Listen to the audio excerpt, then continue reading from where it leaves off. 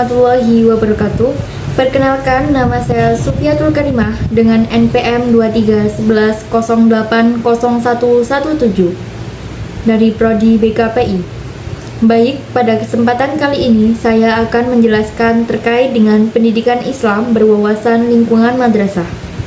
Apa saja sih yang akan kita bahas pada kesempatan kali ini? Yang pertama, kita akan membahas tentang pengertian madrasah. Yang kedua, kita akan membahas tentang historis madrasah di Indonesia. Yang ketiga, kita akan membahas tentang fungsi madrasah sebagai lembaga pendidikan Islam. Dan yang terakhir, kita akan membahas tentang sejarah madrasah di Indonesia.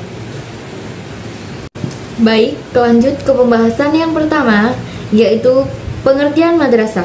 Perkataan madrasah berasal dari bahasa Arab, yang artinya yaitu tempat belajar. Madrasah dalam bahasa Indonesia adalah sekolah. Perkataan madrasah di tanah Arab ditunjukkan untuk semua sekolah secara umum. Akan tetapi di Indonesia ditunjukkan untuk sekolah-sekolah yang mempelajari ajaran-ajaran Islam. Islam datang untuk menegakkan perintah berbuat baik di atas bumi dengan beragam pemaparan.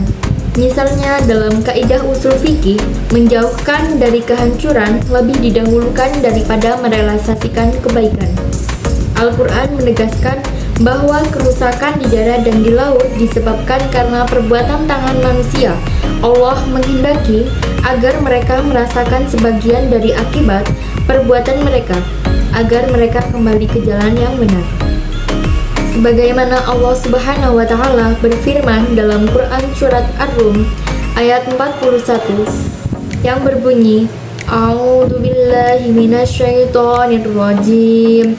Bismillahirrahmanirrahim. Dhaharul fasadu fil barri wal bahri bima kasabat aydin nasi liyudhiqahum ba'dal ladina 'amilu la'allakum yarji'un. Yang berarti telah tampak kerusakan di darat dan di laut disebabkan karena perbuatan tangan manusia, supaya Allah merasakan kepada mereka sebagian dari akibat perbuatan mereka, agar mereka kembali ke jalan yang benar. Ayat ini menggambarkan proteksi Islam yang telah memberikan panduan yang cukup jelas bahwa alam memberi daya dukung bagi kehidupan manusia dalam masalah lingkungan hidup. Alam merupakan makhluk ciptaan Allah yang menjadi amanah bagi manusia untuk mengelolanya. Lanjut ke pembahasan yang kedua, yaitu historis madrasah. Lembaga-lembaga pendidikan yang terkenal di dunia Islam pada zaman klasik yaitu kutab, masjid, dan madrasah. Ada juga yang membaginya kepada maktab atau kutab, al-jami, majelis ilmu atau majelis adab, dan madrasah atau kuliah. Kutab adalah lembaga pendidikan tingkat rendah, tempat belajar, membaca, dan menulis Al-Quran. Lembaga berikutnya yaitu madrasah. Madrasah adalah lembaga pendidikan yang tumbuh setelah masjid.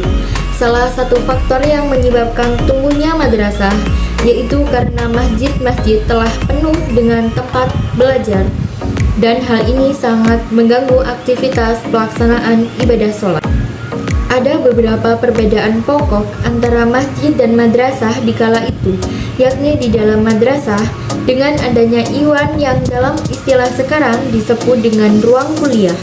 Di samping itu, bagi setiap madrasah dengan adanya asrama untuk di tempat tinggali oleh pelajar.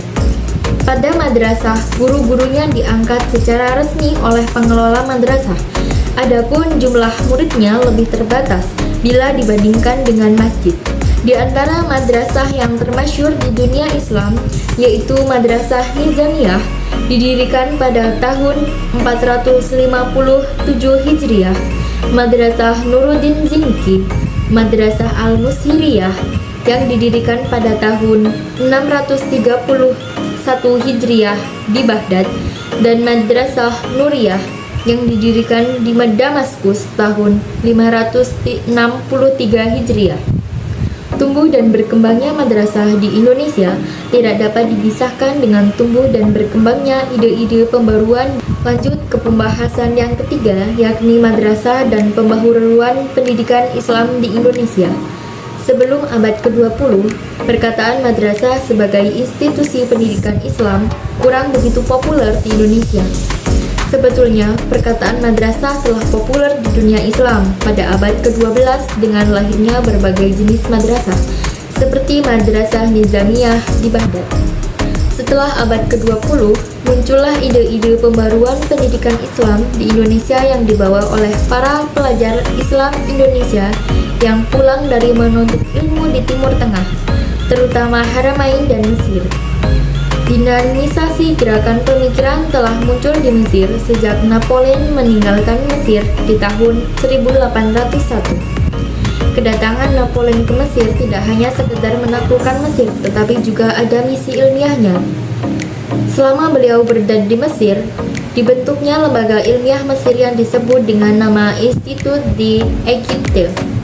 Di lembaga ini dilaksanakan kajian dalam bidang ilmu pasti, ilmu alam, ilmu ekonomi, ilmu politik, dan ilmu sastra seni. Setelah Napoleon meninggalkan Mesir, yang memerintah di Mesir adalah Muhammad Ali Pasha. Beliau melakukan perubahan dalam bidang pendidikan, di antara kebijakannya yaitu mengirimkan pelajar-pelajar ke Eropa, menerjemahkan buku-buku Eropa ke dalam bahasa Arab, serta membentuk lembaga-lembaga pendidikan umum seperti sekolah militer pada tahun 1815, sekolah teknik pada tahun 1916, sekolah kedokteran pada tahun 1827, sekolah obat-obatan atau apoteker pada tahun 1829, sekolah pertambangan pada tahun 1834, dan sekolah pertanian pada tahun 1836, dan yang terakhir yaitu sekolah penerjemah. Baik, lanjut ke pembahasan yang terakhir yaitu madrasah sebagai lembaga pendidikan Islam.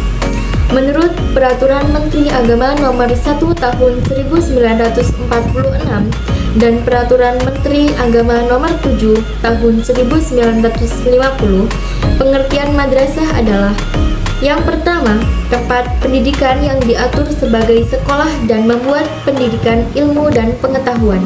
Yang kedua, agama Islam menjadi pokok pengajarannya. Yang ketiga yaitu pondok dan pesantren yang memberi pendidikan setingkat dengan madrasah. Menurut Peraturan Pemerintah Nomor 28 Tahun 1990, bahwa definisi madrasah adalah sekolah yang berciri khas agama Islam. Maksudnya bahwa madrasah itu sama dengan sekolah yang ditambah dengan ciri keislamannya. Berdasarkan diktum-diktum di atas dapat dipahami bahwa madrasah adalah lembaga pendidikan Islam yang menjadikan mata pelajaran agama sebagai mata pelajaran pokok atau sebagai mata pelajaran dasar. Sistem dan isi madrasah diupayakan dengan adanya penggabungan antara sistem pesantren dan sistem sekolah umum. Sejak lahirnya sistem madrasah di Indonesia, telah menjadi ciri khas yang pesantren dan sekolah umum, yaitu upaya membedakannya dan mengkonversikan untuk antara mata pelajaran umum dan mata pelajaran agama. Madrasah setelah diberlangsungkannya Undang-Undang Nomor 2 Tahun 1989 yang dijabarkan oleh PP Nomor 28 Tahun 1990 dan Bab 3 pada Pasal 4 Ayat 3 serta Undang-Undang Nomor 20 Tahun 2003 Bab 6 Bagian kedua dan ketiga yang tertera pada Pasal 17 dan 18. Maka madrasah menyatakan jati dirinya sebagai sekolah yang berciri khas dengan ajaran agama Islam. Sebagai sekolah yang berciri khas agama Islam, maka madrasah memuat seluruh mata pelajaran yang diajarkan di sekolah dan ditambah dengan mata pelajaran dengan ciri keislamannya yang meliputi Al-Quran, Hadis, Al-Qidah Ahad, Fikih, Sejarah dan Peradaban Islam, Bahasa Arab. Semua mata pelajaran digolongkan pada program inti. Makna dari ciri keislaman yang dimaksud untuk meliputi tujuan institusional madrasah, yakni untuk membentuk pribadi yang memiliki keseimbangan antara pengetahuan agama dan umum. mendidik siswa menjadi manusia yang seutuhnya, bertakwa kepada Tuhan Yang Maha Esa, berakhlak mulia, dan berilmu pengetahuan. Sekian yang dapat saya sampaikan. Mohon maaf apabila banyak salah kata. Saya akhiri. Wassalamualaikum warahmatullahi wabarakatuh.